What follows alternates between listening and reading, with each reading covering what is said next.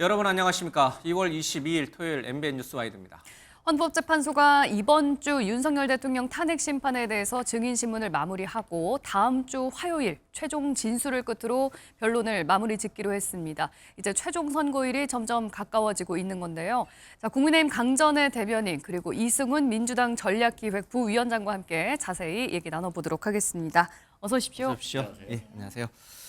자, 이제 10차 변론까지 끝났고 이제 25일 다음 주 화요일 날 양측의 이제 최종 진술을 듣겠다라고 이제 얘기를 했는데 그러면 25일 날 이제 끝나게 되는 건가요? 그렇습니다. 지금 일단 결심을 한다는 것은 심리를 하는 과정은 그날 마무리를 하겠다라고 하고 그날 뭐 최종 진술을 무제한으로 할 수 있도록 해준다라고 해서 지금 대통령 측에서는 주말 동안 준비한다고 알려지고 있는데요.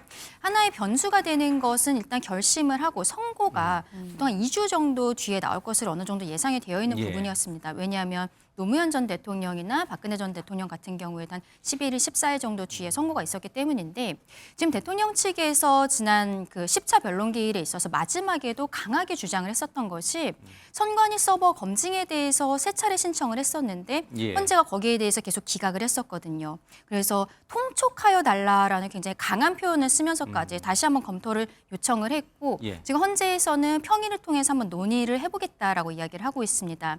그럼 평의 결과에 대해서는 아마도 마지막 기일인 11차 변론기일에 이야기를 할 것으로 보이는데 만약에 검증 신청을 받아준다라고 해도 그날 그대로 결심할 가능성이 높고요.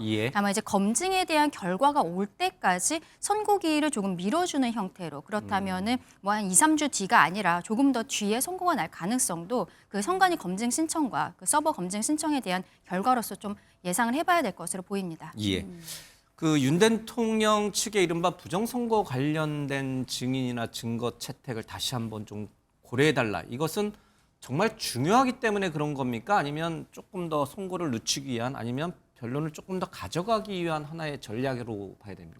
두 가지 다 볼 수 있을 것 같아요. 뭐 정말 대통령이 부정선거가 있다라고 뭐 생각할 수도 있고요. 또 이걸 통해서 시간을 좀 끌어보려고 할 것 같아요. 지금 헌법재판 전략이 사실상 뭐 그렇게 윤석열 대통령 측이 잘하고 있다라고 생각지는 않거든요. 그럼에도 불구하고 자꾸 시간을 끌려고 하는 건 이재명 대표 항소심 판결 선고 후에 좀 받고 싶은 게 아닌가라는 생각 들고요. 그런다고 해서 자신의 의도대로 헌법재판을 끌고 갈 수는 없잖아요. 예를 들어서 살인행위를 했는데 또는 계엄을 했는데 왜 동기가 뭐냐라고 물어봤더니 부정선거래요. 그럼 부정선거에 근거가 있냐라고 했더니 좀 수사를 해봐야 된다. 또는 증거를 압수수색 해봐야 된다. 라고 했을 때 받아줄 수 있는 법원이나 헌법재판은 없을 거라고 봐요.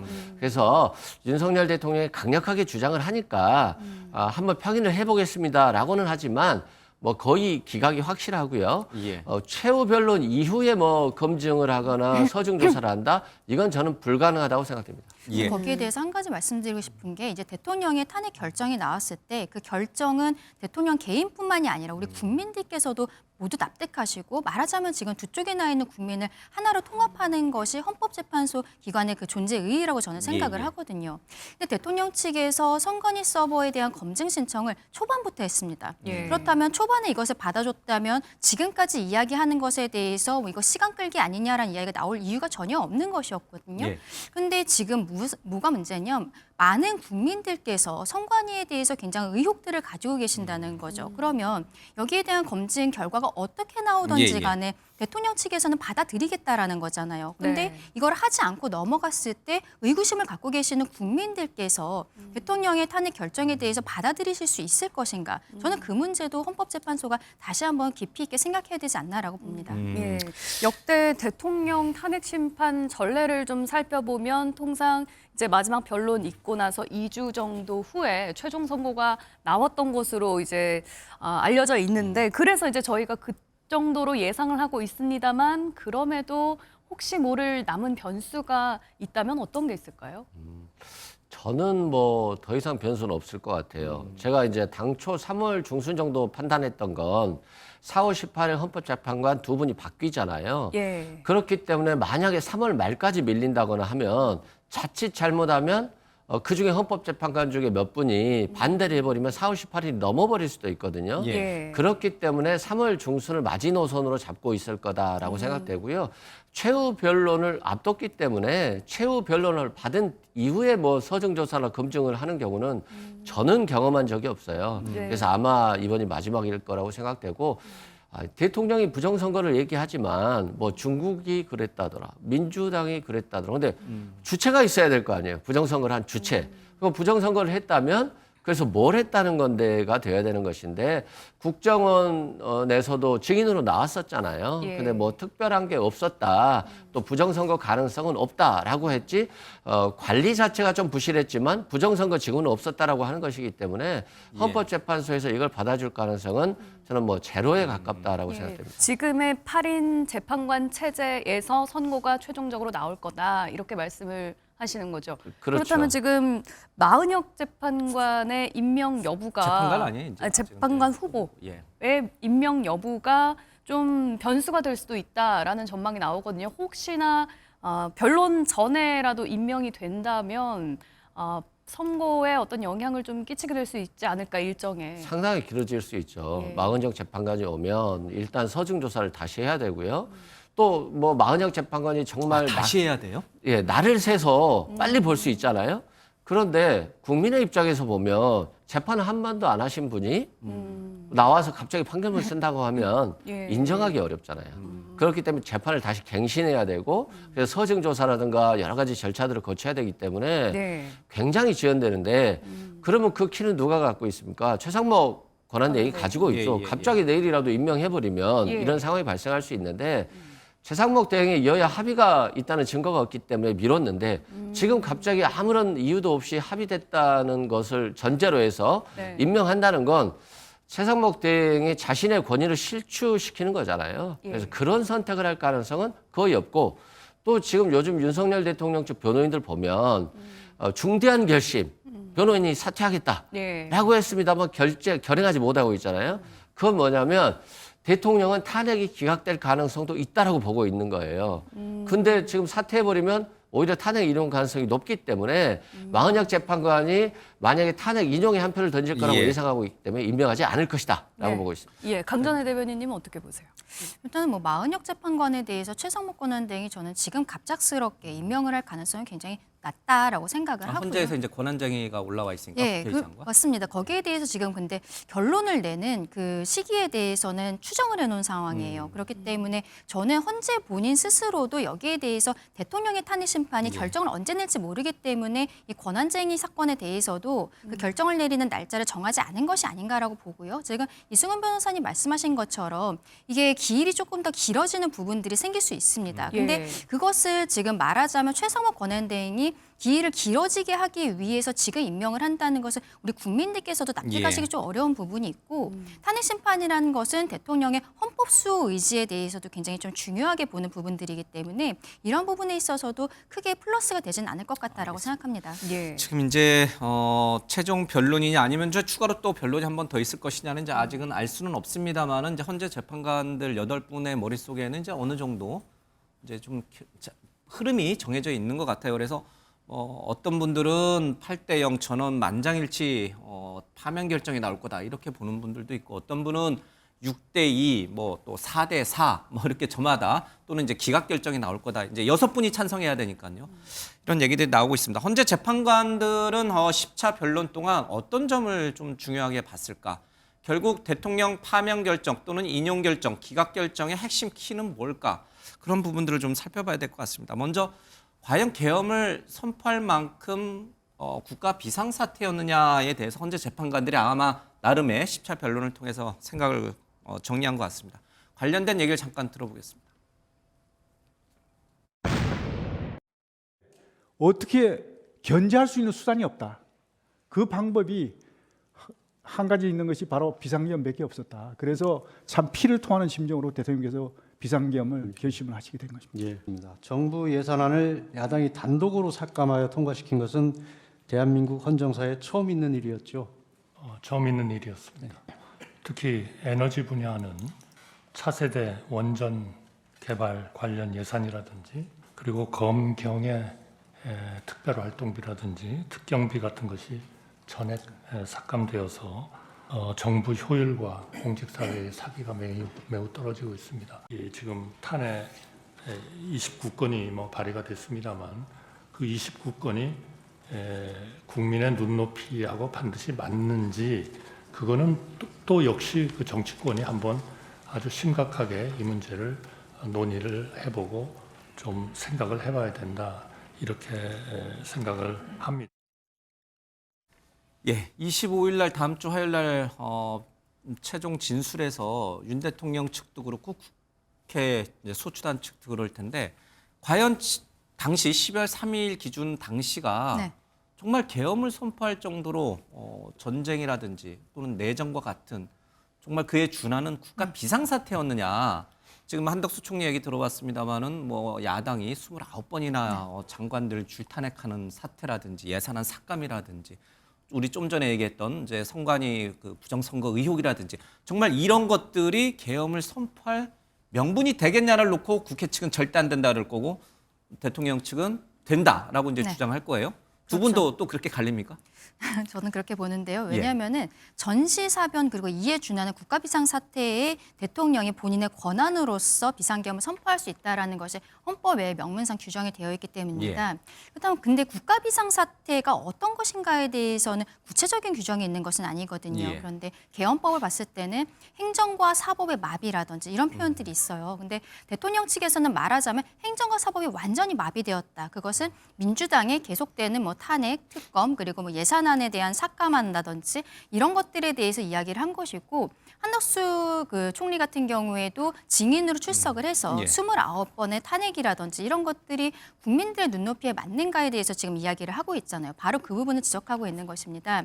그렇다면은 만약에 헌법재판소에서 이것이 뭐 헌법에서 하고 있는 대통령 권한 아니다라고 판단을 할 수도 있습니다만 이거는 헌법에는 일단 위배된다라고 판단할 가능성도 저는 있다라고 봅니다. 그런데 대통령을 파면에 이르게 하는 결정을 하는 것, 이 탄핵 심판에 있어서 인용 결정을 할 때는 중대한 헌법과 법률의 위반이 있어야 되는 상당성이 있어야 것이거든요. 된다. 예, 단순히 헌법의 위반이 아니라 중대해야 된다는 것입니다. 그렇기 때문에 지금 그 전후 과정에 대해서도 헌법재판소에서 그 증인들을 데리고 와서 이야기를 듣는 것이 그 이전의 정치적인 상황들 그리고 그 바로 당일에 있었던 군인들의 모습이라든지 이런 예. 것들을 보는 건 이게 중대한 위반인가 여기에 대해서 보고 있는 것이 아닌가라고 생각합니다. 알겠습니다. 예. 어떻게 보세요? 이게 계엄을 선포할 상황 근거가 되는가? 물론 이제 말씀하신 대로 대통령이 이 정도면 국가 비상 사태에 해당한다라고 이제 판단하는 것은 주관적 영역이니까 그건 법으로 정해져 있는 게 아니니까. 그리고 이건 이제 헌법이 정하고 있는 대통령의 통치 행위 중에 하나니까 그렇게 아마 윤 대통령 측이 최종 진술에서 강조할 텐데 국회 측은 뭐라고? 뭐 대통령만 그렇게 생각하지 않을까요? 뭐 국무위원들 다 가서 반대했잖아요. 대통령이 나 하겠어 하고 그냥 나 계엄할 거야 하고 선포해 버렸잖아요. 그런 측면에서 봤을 때 똑같지 않을까요? 국민들도 자신이 임명한 국무위원들이 계엄을 반대하는데 대통령이 했다라고 하는 건 결국 대통령이 혼자서 했다는 것이거든요. 예. 예. 그런 측면에서 국민들이 동의할 수 없고 이에 준하는 비상사태잖아요. 전시사변에 준하는. 그런데 뭐 교통이 두절된 것도 아니고 국민들이 핸드폰 통화도 자연스럽게 하고 있었고 뭐 국지적으로라도 폭동이 일어난 것도 아니고 예를 들어서 서부지법 폭동 사태가 일어난 것도 아니고요. 그런데 갑자기 계엄을 선포했다. 이건 뭐 인정할 수 있는 국민들도 없고 헌법재판관도 없을 거라고 봐요. 그리고 가장 중요한 건 국회에 총을 든 군인을 보냈다는 거예요. 왜 국회에 총을 든 군인을 보냈을까요? 질서 유지가 필요하지 않았는데 자꾸 질서 유지라고 하는 거잖아요. 그리고 선거관리위원회 야구방망이를 보냈잖아요. 지금 시대에서 이해할 수 없는 행동이거든요. 그렇기 때문에 헌법재판관들이 서로 대통령이 추천하거나 국민의힘이 추천한 헌법재판관이라고 할지라도 탄핵을 인용할 수밖에 없는 이유입니다. 그렇지 않으면 예. 앞으로 여소야대 국면에서 대통령이 무조건 계엄을 선포할 수 있거든요. 그렇기 때문에 대통령이 어떻게 변명하든 예. 탄핵이 될 수밖에 없다 이렇게 생각됩니다. 뭐 예. 얘기가 지금 혼재되고 있긴 한데 어쨌든 지금 그 당시 상황이 이제 야당의 어떤 탄핵이라든지 부정선거 의혹이라든지 그런 것들이 이제 계엄을 선포할 만한 상황이었냐 아니었냐에 따라서 이제 극과 극으로 갈릴 것이고 말씀하신 것처럼 그 이후에 그러면 계엄을 선포하는 과정에서 절차라든지 요건이라든지 또 위법한 행위는 없었는지 위헌적 행위는 없었는지 이제 그 부분을 또 헌재 재판관들은 이제 들여다볼 거예요. 국무회의를 제대로 개최했는지 그리고 포고령에 국회 정치 활동을 중단시킨 게 합법적인 것인지 위헌적인 건 아닌지 뭐 여러 가지들인데 볼 텐데 그 얘기를 뭐 조금씩 더 해주시긴 했습니다만 조금 더 들여다보겠습니다. 먼저 국무회의가 정상적으로 열렸냐 갖고도 10차 변론 내내 이제 양측이 이제 좀 싸웠습니다. 잠깐 보겠습니다. 이제 최상목 장관께서는 그곳에 모여 있는 상황이 국무회의라는 생각도 하지 못하였습니다. 이렇게 말씀하셨고요. 조태열 외교부 장관께서는 국무위원들의 의견을 듣기 위해 총리가 국무위원들을 모은 것이지 국무회의를 하기 위해서 모은 것이라고 생각하지 않는다. 뭐 이렇게 얘기를 하거든요. 저희가 듣고 싶은 건 뭐냐면 그냥 그 증인의 개인적인 느낌, 그냥 증인의 생각을 그냥 듣고 싶은 거예요. 그래야 저희들이 사법적인 판단을 하죠. 네, 오늘 좀 더 명확해야 되겠다고 말씀을 드리는 거는 어쨌든 통상의 국무회의가 아니라는 저의 그 말씀과 그것이 형식적 실체적 흔별이 있었다고 생각하는 거, 그거는 제가 하나의 팩트로서 분명하게 말씀을 드리지만 또 법적인 영향을 미치는 그러한 거에 저희가 이렇게 그 개인적인 얘기를 하는 것은 굉장히 좀 적절치 않지 않냐 하는 말씀 때문에 드리는 거고요. 예, 10차 변론 내내 이제 증인으로 왔던 분들 중에 김용현, 이상민 장관은 국무회의가 절차대로 진행이 됐다 이렇게 주장하고 있고 한덕수 총리와 이제 이런 분들은 또 이제 국회에서 국정조사를 통해서 이제 나왔던 분들은 또 아니다 이렇게 이제 얘기를 합니다. 이것도 헌재 재판관들은 나름 결정을 했을까요?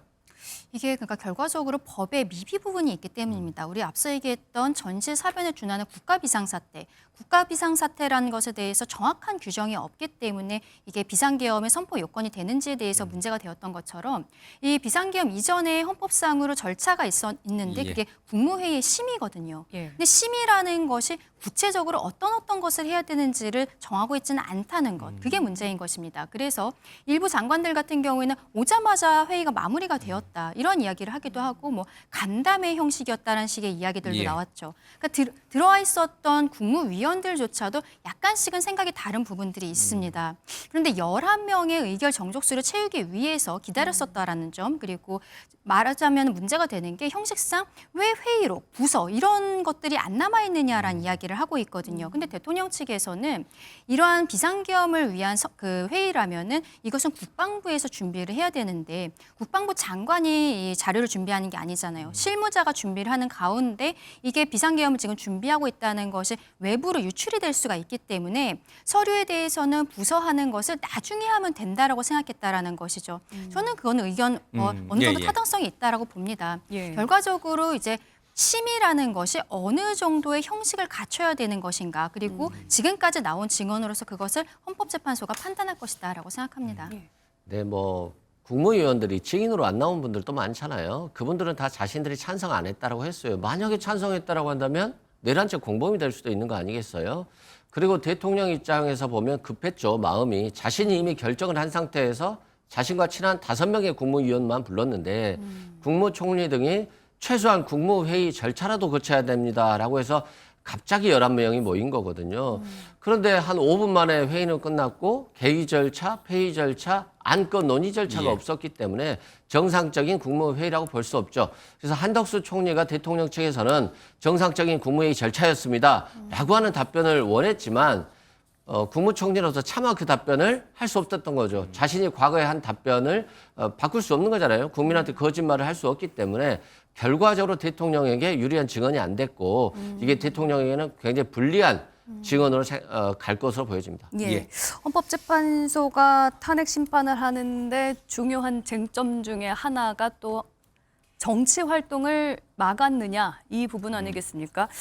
마지막 10차 변론에서 홍정원 전 국정원 1차장으로 조지호 경찰청장 나와서 여러 가지 얘기를 했는데 뭐 메모 얘기도 했었고 그리고 이제 국회의원 끌어내라 이런 지시 여부에 대해서 이제 답변을 어떻게 했느냐가 이제 재판관이 판단할 이제 중요한 부분일 텐데 혹시 어떻게 들으셨습니까?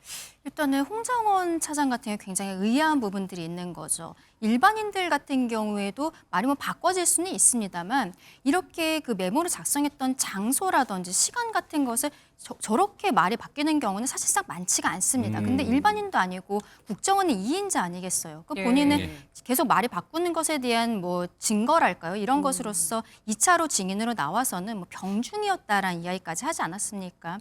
굉장히 의아한 것이죠. 그런데 홍장원 차장이 어떠한 명단을 받았다라는 것은 사실로 보입니다. 왜냐하면 여인영 사령관 같은 경우에도 그 부분에 대해서 인정을 했고 다만 예. 당장 체포를 하라는 것이 아니라 국정원이기 때문에 위치를 파악해달라라고 이야기를 한 것이죠. 그리고 같은 명단으로서 조지호 경찰청장에게는 휴대전화를 통해서 위치 확인을 좀 해달라고 이야기를 한 것인데 예. 지금 대통령 측에서 이야기하고 있는 것은 홍장원 차장이 어떠한 민주당, 특히 뭐 박선원 의원이라든지 이런 분들과 교류를 하면서 이것이 내란 프레임화 됐다라는 거예요. 그러면 예. 이 명단을 받았을 때 위치 파악, 지금 대통령 측에서는 위치 파악도 사실상 잘못됐다고 본인은 생각한다고 이야기하잖아요. 그냥 예. 동향 파악 정도로 했었어야 된다라고 이야기하고 있는데 네. 위치 파악을 하기 위한 명단을 마치 지금 당장 체포를 하는 명단인 것처럼 만들어서 그것을 정치권으로 보낸 것이 아니냐. 왜냐하면 원본 메모들이 본인이 처음에 쓴 메모 그리고 보좌관이 쓴 메모 이 두 가지가 지금 없어지지 않았습니까? 예. 현출되어 있는 메모 같은 경우에는 보좌관이 기억나는 대로 쓰고 거기에 이제 홍장원 차장이 가피를 한 메모 그거 예. 하나만 남아 있는 것이거든요. 네. 그럼 이 앞에 두 개의 메모가 어디 갔는지에 대해서도 굉장히 오리무중인 것이고 이게 저는 정치권으로 간 것 같다라고 지금 이야기하는 대통령 측의 예. 입장도 굉장히 좀 받아들일 수 있는 부분들이 있지 않나라고 생각합니다. 예. 홍정원 전 차장의 메모는 상당히 중요한 증거라고도 할 수 있을 텐데 재판장에서 나오는 진술들의 일관성이라든지 이런 신빙성은 심판에 굉장히 중요한 영향을 미치지 않겠습니까? 이 진술이 약간 좀 바뀐 부분에 대해서는 헌재가 어떻게 판단을 내릴까요? 헌재는 전혀 개의치 않을 거예요. 왜 그러냐면 아니 홍장원 차장이 계속 국정원에 있었잖아요. 그러니까 마당에도 있었다가 자기 집무실로도 갔기 때문에 전화를 받고 나서 그 전화대로 메모를 했냐가 중요한 것이지 메모지를 집무실에서 썼냐 공터에서 썼냐는 중요한 게 아니에요. 그리고 자꾸 메모지가 버전이 4가지 버전이다 이런 말 하잖아요. 4가지 버전이라고 하는 것은 버전별로 내용이 달라야 되거든요. 그러니까 예. 체포 명단이 달라야 되는데 4가지 버전 모두 다 명단이 똑같아요. 그러면 이건 한 가지 버전일 뿐이고 홍장원 본인이 쓴 거기 때문에 모든 게 다 원본이에요. 자꾸 예. 뭐 위조를 주장하는데 본인이 쓴 건 모두 다 원본이다. 그래서 전혀 문제 없고 또한 방첩사에도 체포 명단이 있고 수방사에도 체포 명단이 있어요. 예. 그래서 다 명단이 일치하기 때문에 홍장원이 만약에 여인영 방첩사령관으로부터 이 전화를 받고 메모한 게 아니란다면 예. 홍장원은 주술 간 거예요. 뭐 그럴 수 없는 거잖아요. 예. 메모가 똑같기 때문에. 그래서 헌법재판소는 전혀 이 부분에 대해서 혼란의 여지가 없을 걸로 보여지는데 대통령 측에서 워낙 뭐 위조다, 뭐 거짓말이다라고 주장하기 때문에 네. 한 번 더 불러준 거예요. 근데 오히려 윤석열 대통령에게는 불리한 거죠. 예. 똑같은 메모라고 볼 수 없고 지금 현출되어 있는 것은 보좌관이 본인의 기억에 따라서 쓴 거거든요. 홍장원 차장이 처음에 쓴 메모라면 그것이 같은 내용이다라고 이야기할 수 있겠습니다만 지금 나와 있는 것은 보좌관이 기억나는 대로 쓰라라고 홍장원 차장이 지시를 했기 때문에 쓴 것이고 홍장원 차장은 그냥 그게 맞다라고 본인도 기억을 하고 있는 거잖아요. 예, 예. 원본과는 다른 것이다라고 말씀드리고 싶습니다. 예. 근데 이제 중요한 건 이제 헌재 재판관 입장에서 이제 네. 우리 국민이나 아니면 이제 정치권에서는 홍장원 1차장이 어떤 정치적인 뒷거래를 한 거 아니냐 이제 이거 가지고 이제 공방을 벌일 수는 있지만 헌재 재판관들한테는 그게 중요한 게 아니잖아요. 그렇죠? 과연 대통령이 유력 정치인들 여야 대표와 국회의장을 체포하라고 실제로 지시를 내렸느냐 그게 대통령으로서 헌법을 지키려는 의도가 있었느냐 아니냐를 이제 헌재 재판관들은 보는 거니까 그 맥락에서 보면 홍장원 메모에 나오는 그 이름들과 네. 또 곽종근 사령관이 뭐 얘기했던 부분, 또 조지호 경찰청장이 또 여인영 사령관으로부터 들었던 얘기들, 뭐 이런 것들을 종합적으로 아마 이제 헌재 재판관들은 좀 보게 될 것 같습니다. 질서 그렇죠. 유지다, 국회의원을 체포해서 끌어내라고 한 적이 없다라고 얘기하지만 또 국회 국정조사에서 나왔던 여러 가지 이제 장군들, 사령관들의 부하들은 일관되게 체포가 있었고 끌어내려라고 하는 지시가 있었다. 심지어 이제 조지호 경찰청장도 그런 뭐 검찰에서 진술한 게 사실이다 이제 이런 식으로 증언을 했는데 잠깐 그 얘기를 좀 들어보겠습니다.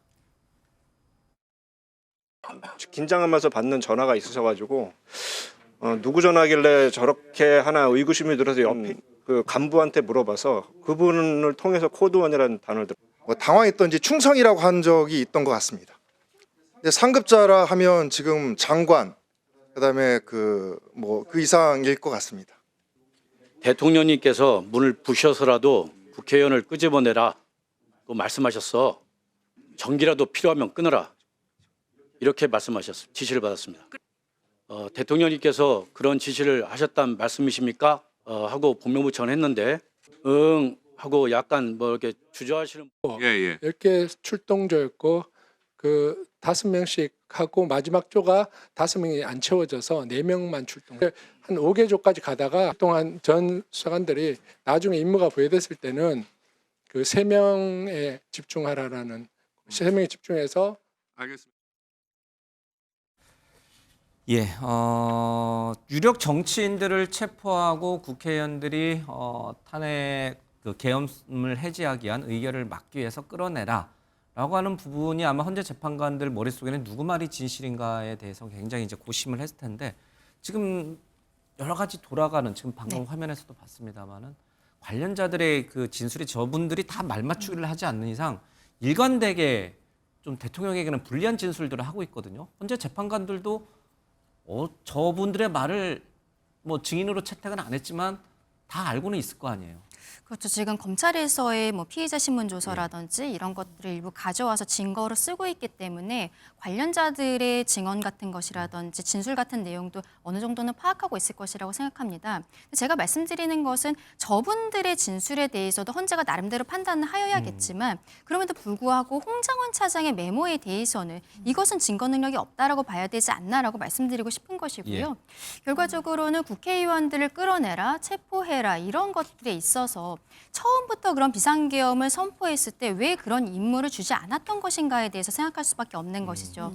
국회에 계엄군이 들어갔을 때 처음 들어간 것은 707 특임부대 아니겠습니까? 근데 707 특임부대의 김현태 단장은 본인에게 주어진 임무는 건물 확보밖에 없었다라는 거예요. 그렇기 때문에 다른 임무가 없다라고 생각을 해서 헬기에서 내려서 다 같이 모였다가 뛰어들어간 것이 아니고 24명이 걸어 들어간 이유가 그것이다. 우리가 생방송으로 모두가 다 보지 않았습니까? 그리고 건물 안에서도 무엇을 하겠다라는 의지가 그렇게 보이지는 않았었거든요. 창문을 깨고 들어간 것은 본인의 스스로의 판단이었고 그리고 그 안에서 케이블 타이로서 밖에 있는 국민들과의 접촉을 차단하기 위한 것이었다라고 이야기를 하는 것이죠. 단전에 대해서도 곽종근 사령관이 이제 생각을 해서 거기에 대해 본인이 지하로 내려가서 확인을 했었다라고 이야기를 하고 있는데 707 특임부대에게 처음부터 계엄 해제 표결을 못하도록 이런 임무를 내렸다면 누구보다도 잘했을 거예요. 707 부대는 원래는 전쟁이 났을 때 북의 수뇌부를 원점 타격하는 부대 아니겠습니까?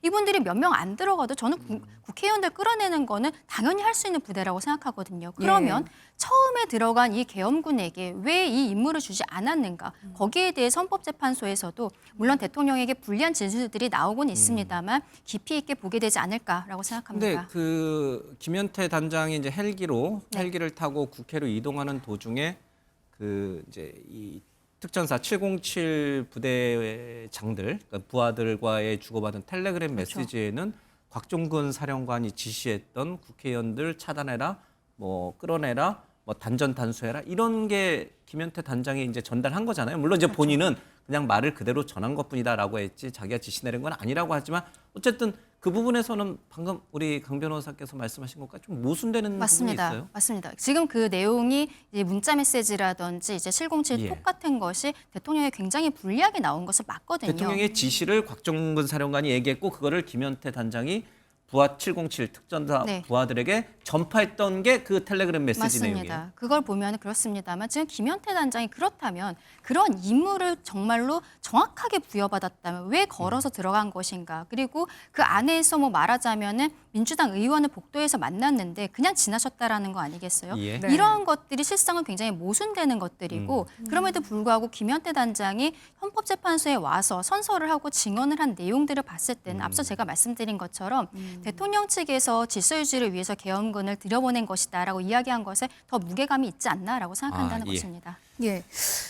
이제 25일에 최종 진술만을 남겨놓고 있잖아요. 이제 10차 변론이 끝났고 모든 증인들의 신문도 이제 거의 다 끝나간 것 같고 최종 진술 시간에 이제 시간 제한이 없어요. 이제 마음껏 얘기를 할 수 있는데 재판관들이 지금 어느 정도 마음을 조금 정했을 수도 있고 아니면은 그 최종 진술에 따라서 또 마음이 바뀔 수도 있는 거 아니겠습니까?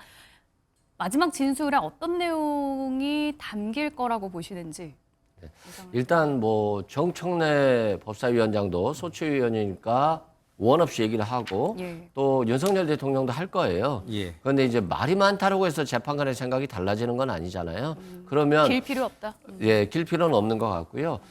최소한 왜 계엄을 했는가에 대해서는 대통령이 강력하게 주장을 할 것 같아요. 예. 근데 뭐 여러분도 다 아시다시피 뭐 야당이 탄핵에서 했다, 특검에서 했다, 예산을 축소해서 했다라고 하지만 이건 계엄 조건이 안 되는 거잖아요. 뭐 정치적 상황일 뿐이죠. 네. 그렇기 때문에 뭐 이 주장도 좀 쉽지는 않고요.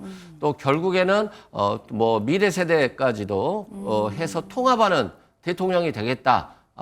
탄핵을 기각시켜달라라고 하겠습니다만 통합의 정치는 대통령 직에 있을 때 해야 되는 거거든요. 예. 근데 너무 편가르게 하고 싸우다가 지금에 와서야 통합의 정치를 얘기하는 것 자체도 뭐 헌법재판관들을 설득하기는 좀 어려울 것 같고 또 가장 결정적으로 윤석열 대통령이 어떻게 나올지 모르잖아요. 대통령 직무에 복귀하면 앞으로 야당에게 어떻게 할지, 국민에게 어떻게 할지, 또 언론단체에다가 또 단전단수를 할지 뭐 예상할 수 없는 거 아니겠습니까? 네. 그래서 중대한 위법행위다라고 봐서 저는 8대 0으로 탄핵을 인용하지 않을까 싶습니다.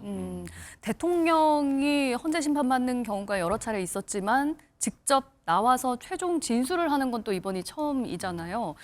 대통령의 최후 진술에 어떤 내용이 담겨야 한다고 보십니까? 앞서 뭐 노무현 전 대통령, 박근혜 전 대통령도 탄핵 심판 과정이 있었지만 출석 자체를 한 적이 없었죠. 대통령 지금 윤석열 대통령 같은 경우는 출석을 하고 예. 아마 최종 그 진술도 좀 구체적으로 할 것으로 예상이 되는데 저는 네. 결과적으로는 비상계엄에 이르게 된 경위에 대해서 다시 한번 국민들께 예. 말씀드리는 시간이 있을 것이라고 생각을 하고요.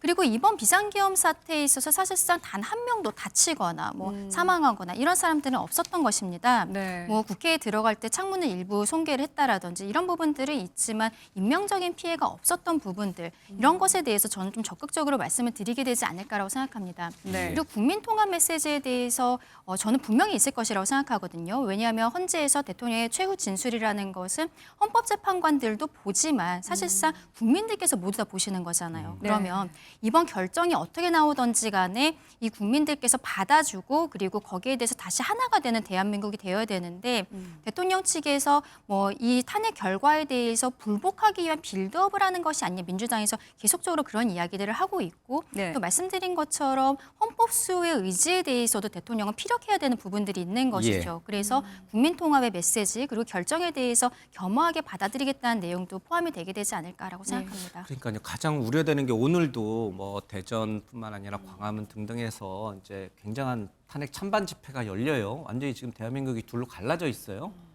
헌재가 어떤 결정을 내리든 양측이 결과에 깨끗하게 승복하는 모습을 양측 대리인단, 변호 소추인단도 그렇고 윤 대통령 측도 그렇고 당도 그렇고 민주당도 그렇고 국민의힘도 그렇고 좀 그 모습을 꼭 보여주셔야 되는데 그럴 것 같지가 않아서 자꾸 이렇게 걱정하는 분들이 많아요. 정말 최후 진술에는 양쪽 모두 헌재 결론이 나오는 거를 무조건 승복하고 자기를 지지하는 분들에게도 지지자분들 네. 무조건 이건 승복하시고 더 이상은 반대 집회라든지 아니면 찬성 집회라든지 이런 거 하지 마십시오.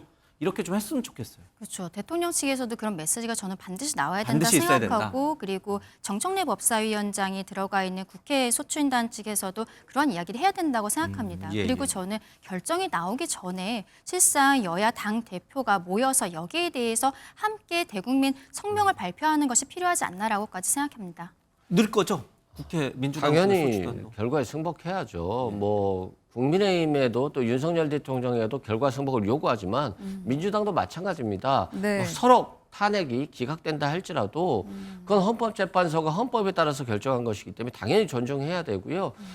민주당은 당연한 것이고 국민의힘에서 꼭 이 헌법재판을 가지고 뭐 자꾸 찬반 집회를 통해서 이 정치적으로 선전선동하려고 하는 것 그런 것들은 정말 있어서는 안 되고 다시는 서부지법 폭동 사태가 일어나면 안 되잖아요. 그런 측면에서 뭐 민주당은 당연히 승복한다라고 생각됩니다.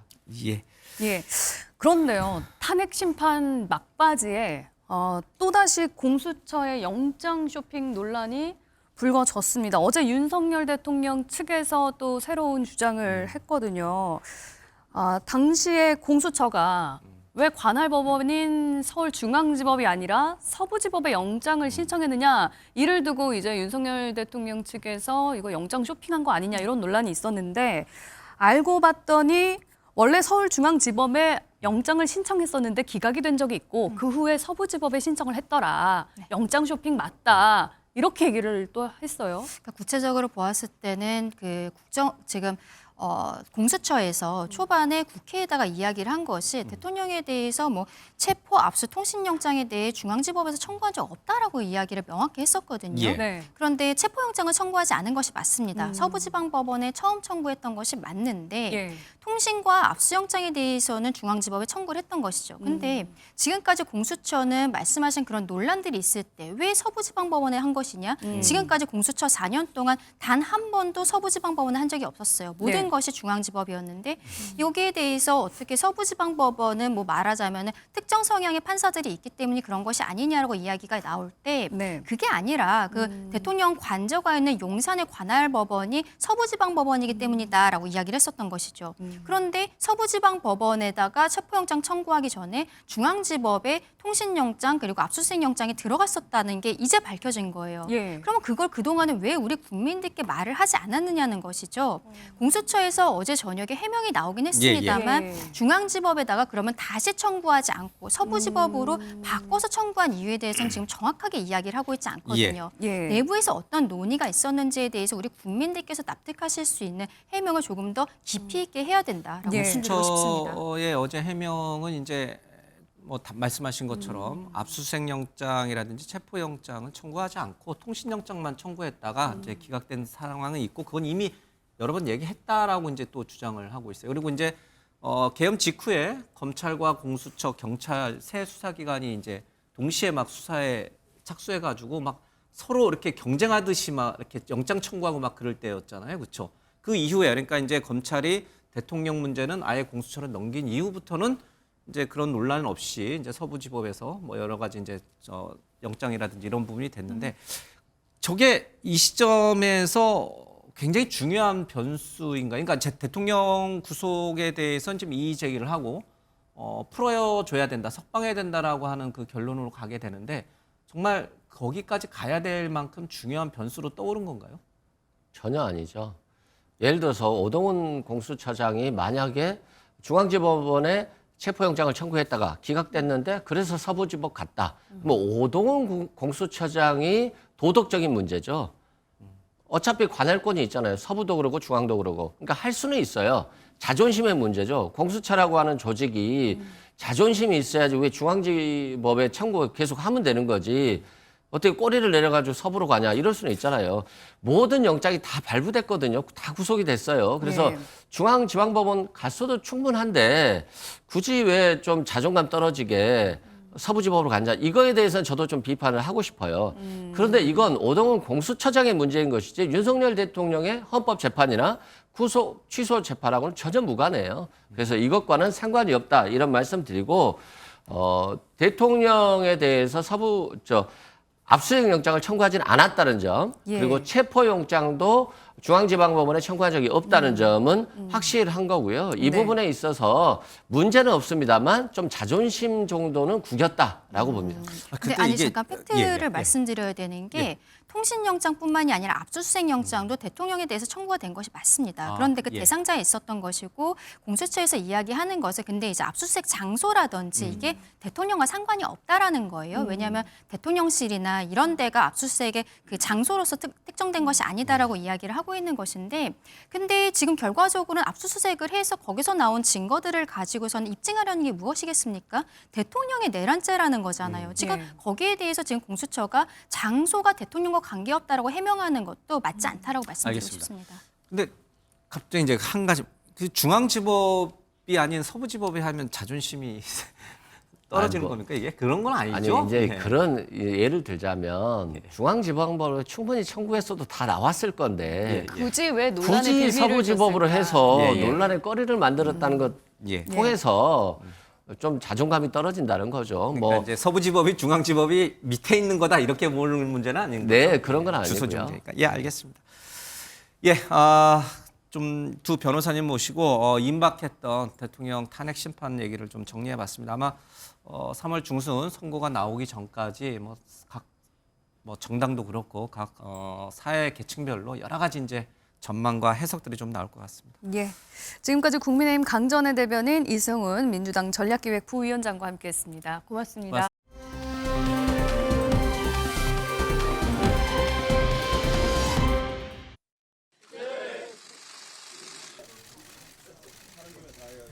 우리 사회가 노동 단축을 향해서 그리고 주 4일 근무 사회로 나아가야 된다. 경제 기초 상식을 의심하지 아니할 수가 없습니다. 재건축 재개발을 하지 못하도록 대못을 받겠다는 정당이 중도 보수를 입에 올릴 자격이 있겠습니까? 중도도 있는 거죠. 중도도 오로지 중간입니까? 보수적 중도도 있는 것이고 진보적 중도도 있는 거죠. 그리고 명색이 국가 살림을 하는 정당이 오로지 진보 이래가지고 어떻게 살림을 합니까? 오로지 보수 이렇게 해서 어떻게 국정을 운영합니까? 네, 이어서 최수영 시사평론가 최인호 전 더불어민주당 의원 모시고 자세한 얘기 나눠보겠습니다. 안녕하세요. 예. 안녕하세요. 앞서 이제 두 변호사들과 함께 이제 임박했던 탄핵 심판의 이제 최종 전망을 좀 짚어봤습니다.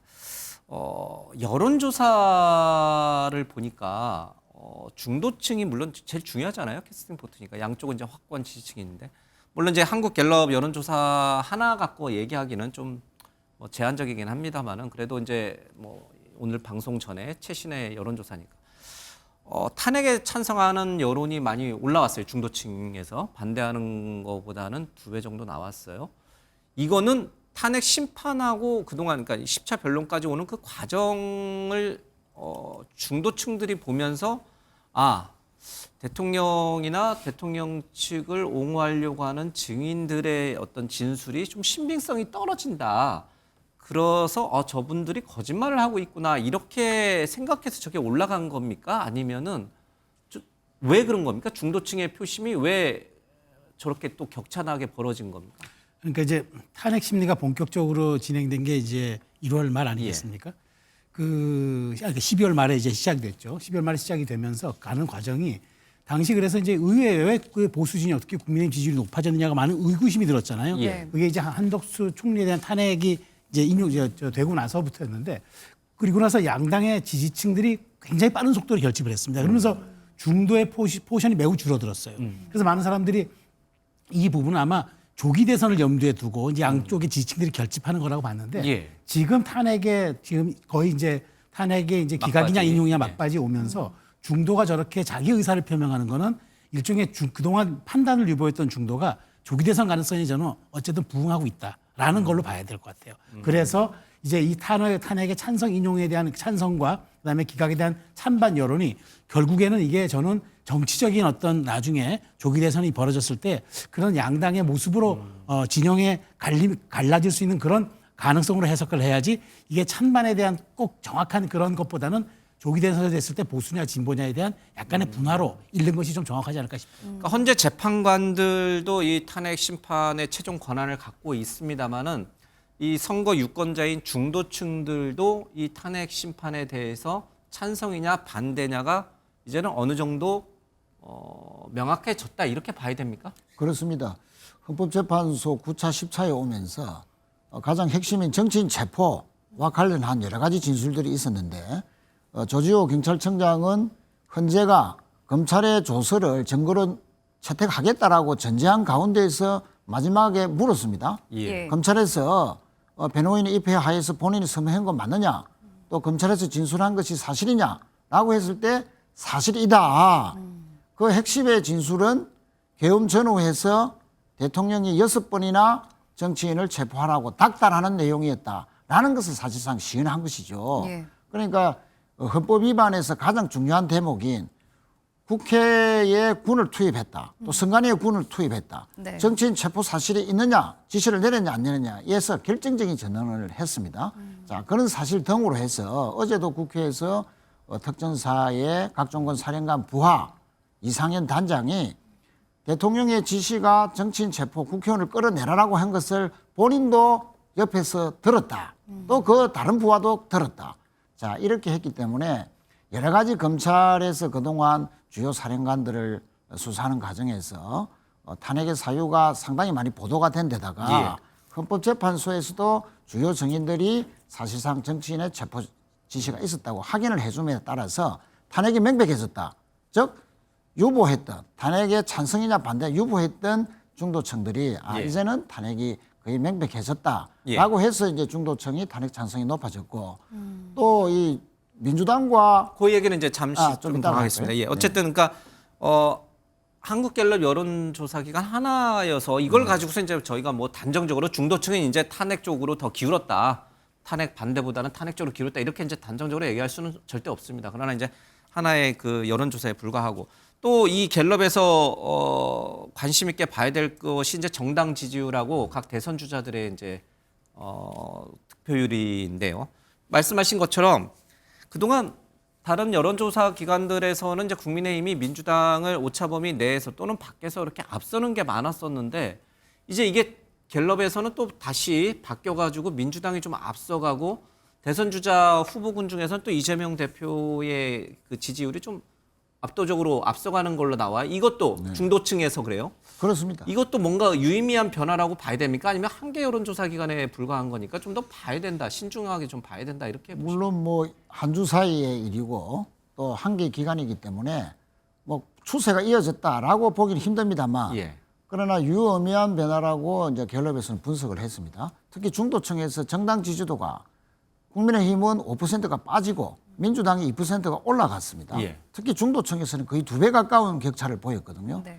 이것은 탄핵이 명백해진과 동시에 최근에 국민의힘이 보여줬던 거구화, 특히 이제 그 헌법재판소 자체를 흔든다든지 또 국민의힘 현역 의원이 문행배 재판관을 향해서 음란물에 댓글을 달았다는 가짜 뉴스를 또 2분이나 주장을 했습니다. 그러니까 이런 과도한 헌재 흔들기, 또 사법부의 부정, 또 정강훈 그 목사의 집회에 직접 결합을 했지 않습니까? 집회장에 직접 결합해서 고개 숙이고 이런 여러 가지 계엄 옹호, 탄핵 반대, 또 과도한 그 극우 세력들과의 결합 이런 것들이 겹쳐져서 국민의힘은 뭔가 헌정 질서를 수호하려는 의지가 없는 거 아니냐, 너무 극우화된다.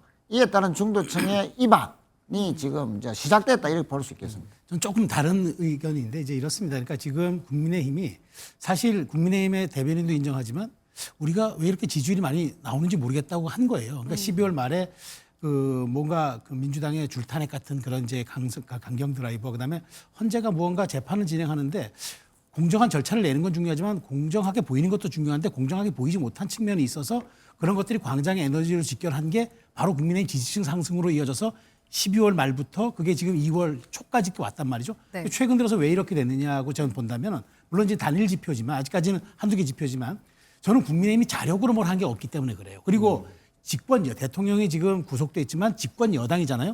집권 여당다운 뭔가 민생 이런 걸 결과를 보여줬어야 되는데 오히려 민주당이 먼저 아젠다를 꺼내고 국민의힘이 그건 안 되라고 얘기를 한단 말이죠. 그러니까 이게 공수가 역전된 거예요. 그럼에도 불구하고 지위가 정부 여당인데 여당다운 행태를 보이지 못하니까 그동안 광장의 에너지가 국민의힘으로 간 건 분명하지만 이것을 조금 더 끌어올리는 말하자면 국민의힘 자체 내 동력이 부족했다. 그것이 저는 지금 그 지지율 현상으로 나타나고 있는 거지 이게 이제 말하자면은 다시 이제 뭐 보수와 보수 쪽을 중도가 떠난다든가 이렇게 좀 과도하게 해석하는 것보다는 지금 국민의힘이 앞으로 어떻게 하는지 공간 창출 여부에 따라서 이 지지율은 저는 변화될 것으로 봐요. 근데 이제 이게 계속 이제 얘기가 이어질 텐데, 그러니까 국민의힘은 지금 아스팔트로 나가가지고 이 태극기를 드신 분들하고 같이 결합하기보다는 지금 뺏겼다로 가는 네네. 선점을 한 이재명 대표가 중도 보수화되고 우클릭화하는 그런 여러 가지 정책들 선점한 것을 다시 가져오기 위해서 네. 사실상 조기 대선 모드를 선언을 하고 거기에 맞춰서 이제 움직여야 되는데 자꾸 아스팔트로 갈 게 아니고 그 딜레마에 가 있는 거 아니에요? 좀 쉽지는 않은 거죠. 사실 말하자면은 자 냉정하게 따져서 정치는 생물인데 자 그럼 국민의힘이 자력으로 이렇게까지 지지율을 못 올라오는 과정에서 지지율 상승을 어떻게 설명할 것이냐. 윤석열 대통령이라는 존재를 빼고는 설명이 안 된단 말이에요. 그런 현실을 인정을 안 할 수가 없죠. 정당은 어찌됐건 정권 획득을 목표로 하는 거지만 현실적인 지지율을 또 무시할 수는 없는 거란 말이죠. 그럼 이것을 적절하게 이원화시켜서 일종의 이제 투트랙 전략으로 할 수도 있는 거고 그다음에 한쪽은 이제 좀 말하자면 출구 전략을 짜면서 뭔가 다른 식으로 목소리를 내줘야 되는데 그동안 당이 조금 강경 스탠스로 끌려가는 듯한 모습을 보여줬고 지도부도 그 모습에서 빠져나오지 못했기 때문에 그런 측면에서 조금 지금 말하자면 지지를 철회하는 건데 이게 이탈했다. 그러면 완전히 민주당 쪽으로 갔다라고 보기 좀 어려워서 앞으로 제가 그래서 공간 창출이라는 표현을 쓴 거는 국힘이 어떤 식으로 그럼 스탠스 조정을 좀 하느냐에 따라서 이 부분은 충분히 저는 조정 가능할 거라고 봐요. 앞으로 이제 충분히 당 지지율을 끌어올릴 수가 있다. 그렇습니다. 예. 네. 뭐 이재명 대표가 차기 주자들 중에서 가장 선두를 달리고는 있습니다만 34% 수치가 그렇게 높은 수치는 아니잖아요. 좀 그래도 박스권에 좀 갇혀 있다 이런 한계를 나타내고 있는데 그래서일까요? 이재명 대표가 이제 중도 보수 발언을 하면서 약간 이제 중도층의 표심을 좀 얻기 위한 이런 행보들을 보이지 않았습니까? 당내에서도 물론 여러 말들이 좀 있어요. 비판의 목소리도 좀 나오고 있고. 하지만 이 이재명 대표의 발언과 행보가 오히려 중도층 민심을 얻는데 도움이 될 거라고 보십니까? 아니면 좀 지나친 발언이었다고 보십니까? 뭐 저는 뭐 전략상 아주 옳은 선택이다라고 봐집니다. 옳은 선택이다. 예. 왜냐하면 중도 확장 전략은 작년부터 계속 이재명 대표가 소위 우클릭이라는 지적을 받으면서도 일관되게 추진해 왔거든요.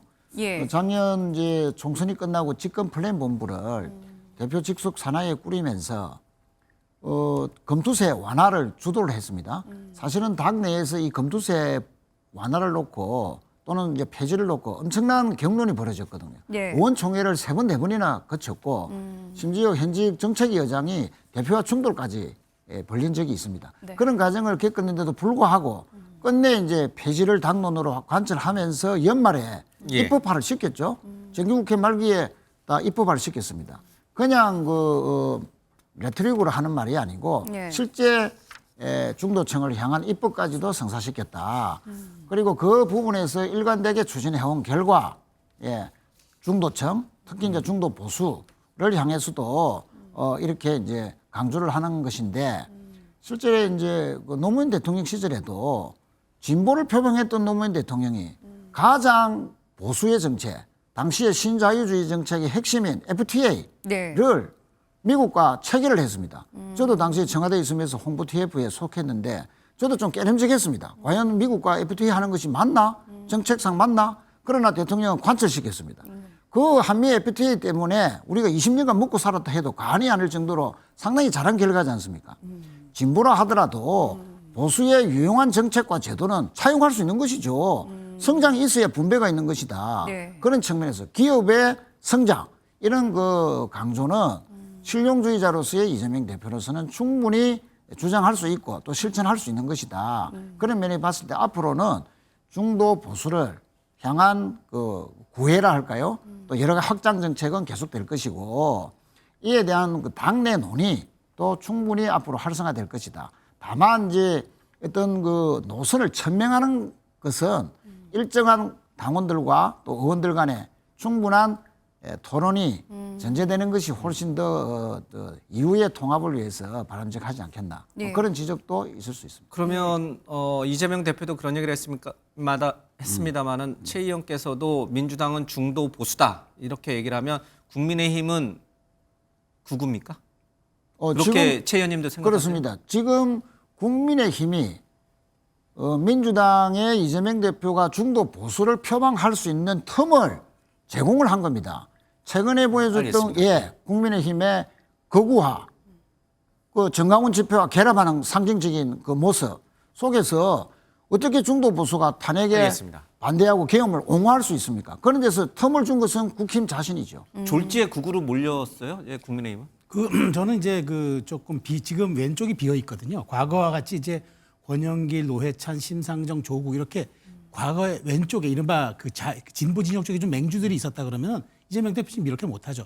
비어 있는 무주공산이니까 여긴 이제 내 집토끼가 됐다라고 생각을 하는 거죠. 이렇게 그쪽이 좀 약간 분화된 상태에서 민주노총 같은 데도 목소리를 못 내니까 이쪽은 내가 먹었다고 생각하고 이제 내가 완전한 우클릭으로 갔을 때 중도를 넘어서 내가 이번에 0.73으로 진 대선 패배를 되갚을 수 있다라고 생각하는 거예요. 그런데 보십시오. 민주당의 강령 1호가 그렇게 돼 있습니다. 민주당은 그 중산층과 서민 대중을 위한 정당이라고 써 있어 있습니다. 예. 사회경제적 의미의 중산층과 이념적 지형에서의 중도는 완전히 다릅니다. 지금 민주당은 그 가치를 실현하겠다고 하는데 이재명 대표는 묻지마 짬뽕이 되는 겁니다. 자, 이런 식의 그러니까 대선 후보라는 거는 자신의 지지 기반과 정체성에 더해서 얼만큼 중도 확장하느냐가 있는데 이재명 대표의 지금 말은 종잡을 수가 없어요. 정치는 말을 보지 말고 지나온 발을 봐야 됩니다. 오락가락 그다음에 이재명 대표 말 바꾸기는 정말 일관성 있는 전매 특허인데 이런 식에서 나오는 메시지가 과연 소구력을 가질까요? 그런 측면에서 지금 저는 조급성을 가진 이재명 대표의 혼란스러운 정체성이 다름 아니다라고 말씀드리겠습니다. 알겠습니다. 예. 자, 그 여론조사에서 이제 좀 파생되는 얘기인데, 그러면 이제 민주당은 이재명 대표의 뭐 항소심 재판이 남아 있긴 합니다만은 좀 압도적으로 달리고 있는 것 같고, 여권 내에서는 뭐 김문수 장관, 또 오세훈 시장, 뭐 홍준표, 뭐 한동훈 이렇게 등등이 있는데. 지금 명태균 이른바 황금폰 변수가 생겼어요. 거기 안에는 이제 김건희 여사가 공천 개입했다라고 하는 여러 가지 얘기들이 지금 막 언론에 지금 보도가 되고 있는데 그 일부 중에 오세훈 시장 관련된 얘기도 있고 홍준표 대구시장 관련된 얘기도 좀 있습니다. 이 두 분은 타격을 입는 거예요. 명태균 이 황금폰이 만약에 조기 대선이 치러져서 그때 확 공개가 되면 아무래도 정치적 타격이 있을 수밖에 없어요. 왜냐하면 지금은 활주로가 대단히 짧습니다. 이륙하는 활주로가. 왜냐하면 조기 대선 2달, 60일은 매우 짧아요. 원래 우리가 대선이라 그러면 1년 정도 텀을 두고 여야가 준비하잖아요. 그런데 이번에 판결 나오는 순간 딱 60일 이내 대선이 치러져야 합니다. 그러면 굉장히 빠른 속도인데 그런 상황에서 명태균 리스트가 터져 나오는데 이거를 방어하기 급급하다. 사실이 아니다. 물론 사실이 아닐 가능성이 크다고 보지만 이 자체의 이 공세에 얼마큼 효과적으로 대응하느냐가 중요한 포인트가 될 겁니다. 그런데 저는 여기서 참 안타까운 지점이 사실은 이념적 스펙트럼을 국민의힘을 한 5명을 펼쳐본다면은 가장 아마 우측에 김문수, 그다음에 이제 김문수 장관, 그다음에 홍준표 시장, 가운데 오세훈, 그다음에 한동훈, 그다음에 왼쪽에 유승민. 근데 이렇게 보는 게 제가 보기엔 좀 합리적인 스펙트럼일 겁니다. 그런데 결국 이렇게 다른 분들이 당원 50과 여론조사 50의 그런 경쟁을 통해서 결선으로 갔을 때 시너지가 나는데 여기에서 중도의 한 사람, 그다음에 약간 우측에 있는 홍준표 시장 이 두 분이 만일 타격을 받을 경우에 흥행의 지장을 받는단 말이에요. 사실 여부를 떠나서. 그런 측면에서 저는 당에서 이거는 좀 대책을 세워줘야 한다. 후보 개인에만 맡길 게 아니라 그런 측면에서 지금 후보들 두 사람은 아니다라고 얘기를 하는데 명태균의 공세가 사실은 그냥 무차별적으로 그냥 나오기만 하고 해명의 기회가 없을 경우에는 이것은 좀 당 차원에서 커버를 해줘야 되지 않을까라는 생각은 들어요. 야권에서는 명태균 특검법 추진하고 싶은데 여당에서 받아주질 않으니까 계속 못하고 있잖아요. 이건 어떻게 풀어가야 된다고 보십니까? 우선 이제 그 창원지검에서 중앙의 지검으로 지금 사건이 이첩돼서 곧 이제 김건희 여사 소환설도 지금 나오고 있지 않습니까? 창원지검에서 중앙지검으로 이제 이첩을 한 것은 검찰이 수사 의지가 있다. 지금까지 수사가 지지부진했는데 이제는 내란 특검이 있을 수밖에 없고 만약에 내란 특검 후에 검찰에서 했던 여러 가지 자료에도 불구하고 수사 기록에도 불구하고 수사가 지지부진한 것이 다 드러나면 검찰이 더욱더 궁지에 몰릴 것이다 하는 판단하에서 아마 그 검찰총장이 직접 아마 관심을 보이면서 탄핵 전에라도 김건희 여사를 명태균과의 어떤 그 공천 여부 또 국정농단 뭐 이권 개입, 인사 개입 이런 문제를 놓고 수사를 하지 않겠나 이렇게 봐지고요. 명태균 게이트가 여권의 대권 후보에게 특히 오세훈 시장과 홍준표 시장 두 분에게는 아마 크나큰 타격을 줄 가능성이 매우 높다. 왜냐하면 지금까지 두 번 만났다 했는데 오 시장은 지금 네 번이 나왔고 구체적인 마지막 그 식당 이름까지 지금 나오고 있고요. 네. 특히 마지막에는 3자 회동, 즉 여론조사비를 3,300만 원 대납했다 하는 그 김모 회장과의 3자 회동까지도 지금 밝혀지는 마당이죠. 만약 그게 사실이면은 예.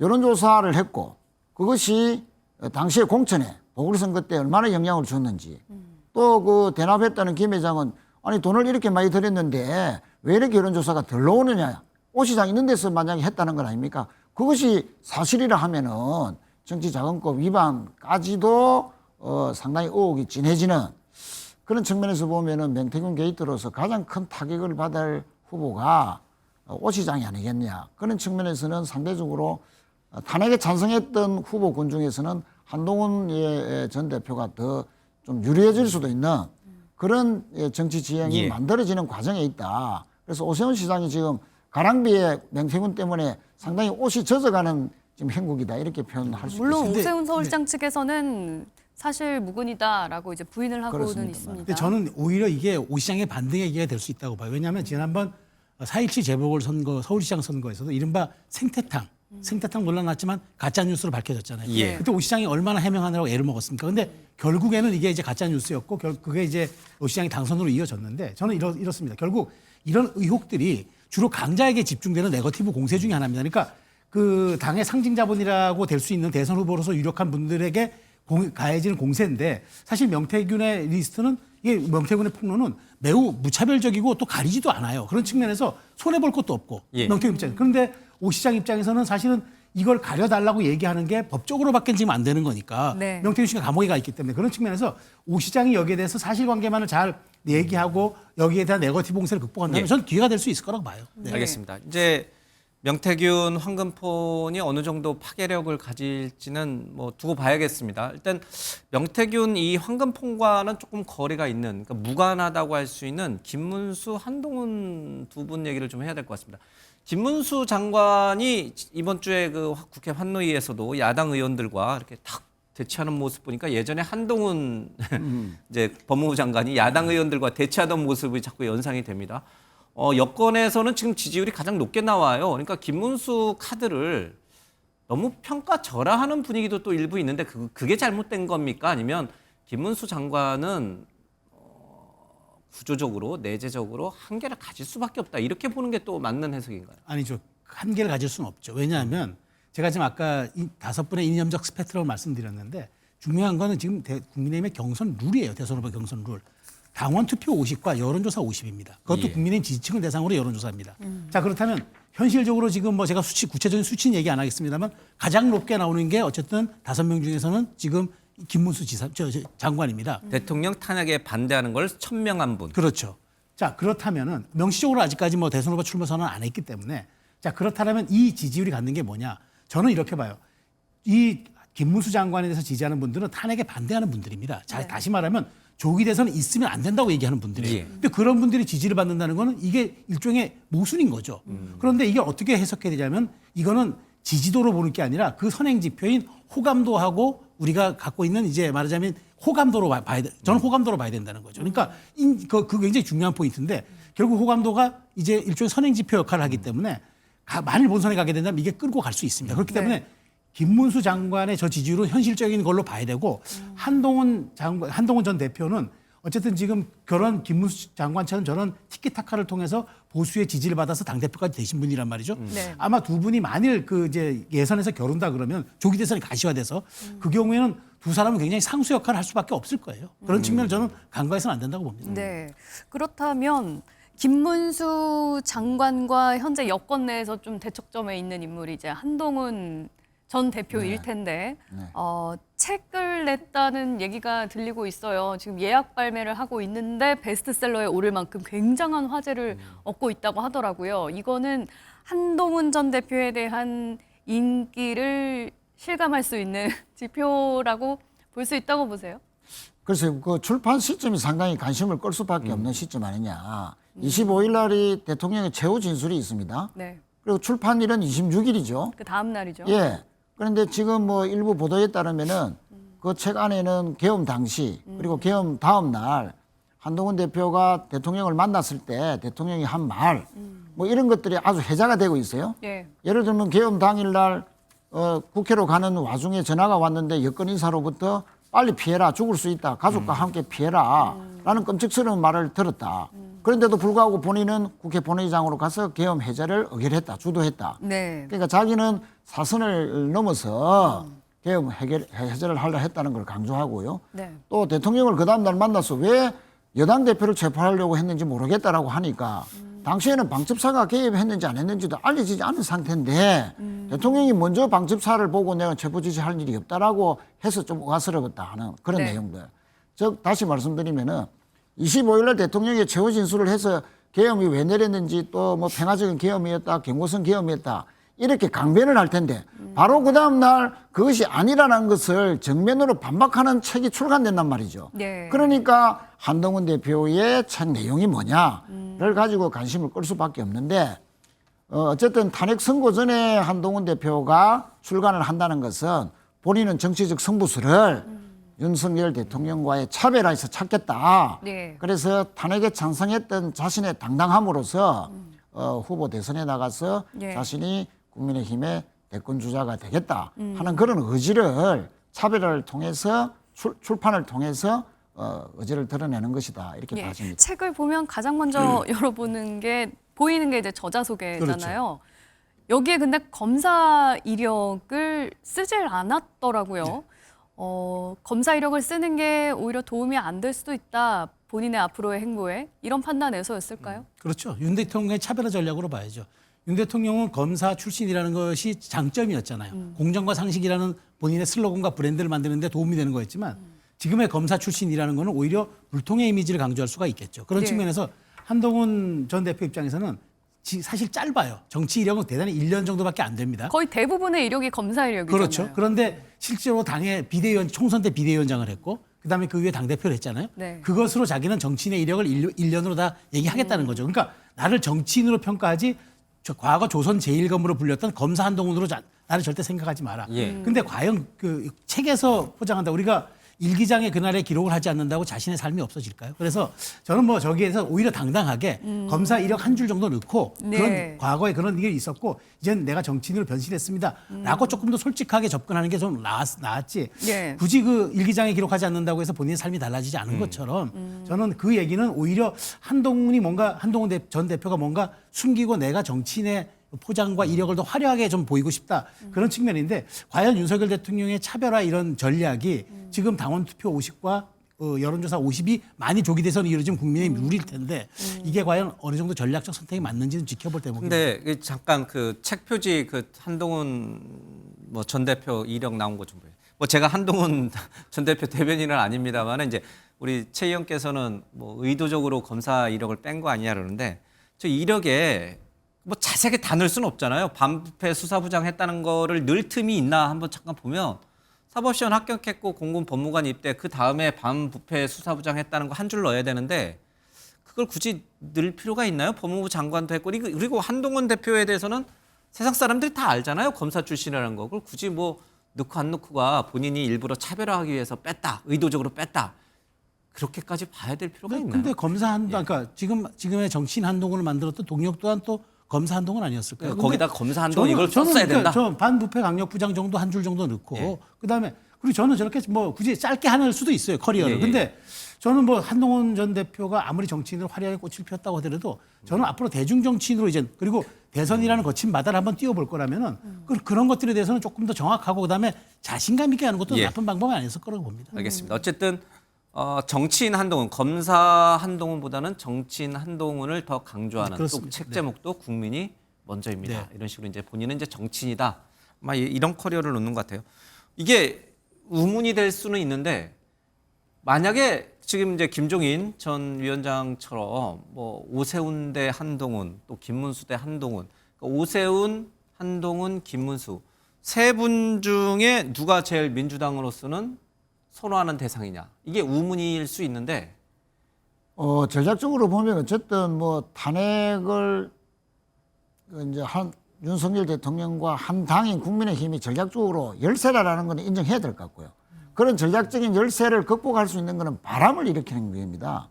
즉 하위 주자가 상위 주자를 꺾고 뭔가 돌풍을 일으켰을 때 저희들로서는 상당히 이제 위협적인 요소가 되겠죠.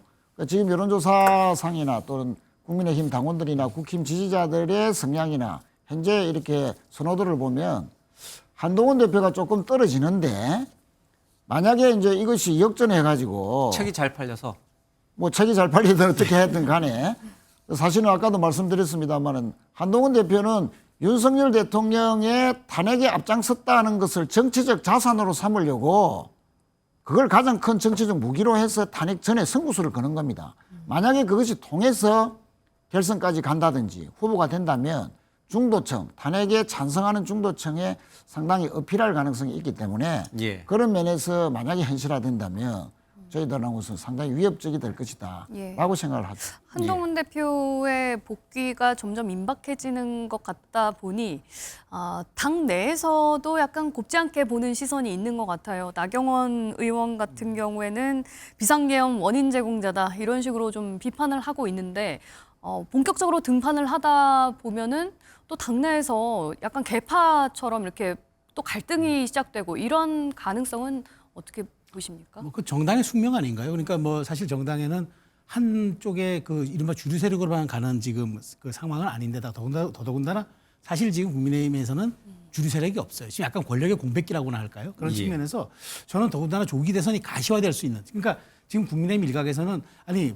부모가 저렇게 살아계신데 제사상 차림이 되겠냐라는 이제 논리도 있지만 부모의 상태가 그렇게 좀 위중한 중증일 수도 있다 그러면은 여러 가지 가능성이 대비하는 것도 자식된 전 도리라고 봐요. 그런 측면에서 다양한 분들이 나와서 저렇게 당의 앞으로의 진로에 고심하는 모습, 그 대안이 되는 모습들은 저는 필요하다고 봅니다. 근데 그걸 가지고 한동훈은 사라져야 될 사람이 왜 돌아왔느냐고 비판한다는 건 적절치 않고 다만 지금 저는 탄핵 심리가 인용이 되기 전에는 저는 좀 행보를 좀 자제하는 게 그래서 제가 알기로 아마 북콘서트를 아마 전국 투어를 하면서 아마 출자를 얘기하지 않으면서 본인이 몸을 푸는 워밍업의 시간을 왜냐하면 활주로가 짧으니까 이륙 속도를 높여야 되니까 그 시간을 좀 확보하겠다는 저런 전략 같은데 너무 그렇게 비난할 일은 아닌 것 같습니다. 그러면 이거는 뭐 굉장히 사적이고 좀 지엽적인 주관적인 일입니다.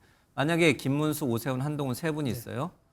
내가 국민의힘의 어떤 정치 신인이에요. 줄을 쓰면 안 되지만 줄을 쓴다면 어디다 써야 돼요 지금? 뭐 미래 가능성이 가장 높이 보는 사람이 있겠죠. 누구에다 써야 되냐고 세 분 중에. 우리 최 의원님이 정치 신인이라고. 저는 현답은 거기 지금 아마 조기 대선이 가셔야 돼서 이 세 분의 경쟁률이 아마 그 등락을 오르내릴 때 그때 판단해야죠. 지금은 아직은 하기에는 아직은 지금 탄핵 심판도 안 끝났고 장이 아직 쓰지 않았습니다. 알겠습니다. 예. 자, 뉴스와이드 저희가 준비한 소식은 여기까지입니다. 함께해 주신 여러분 고맙습니다.